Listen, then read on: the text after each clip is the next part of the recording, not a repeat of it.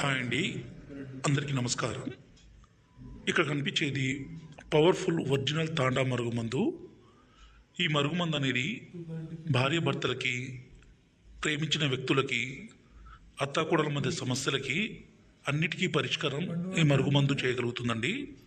ఏ విధంగా అంటే, ఈ మరుగుమందుని మనం ఇష్టపడ్డ వ్యక్తికి అన్నంలో కానీ, కర్రీస్లో కానీ, జ్యూస్లో కానీ, కూల్ డ్రింక్స్లో కానీ, స్వీట్లో కానీ కలిపి ఇవ్వచ్చు.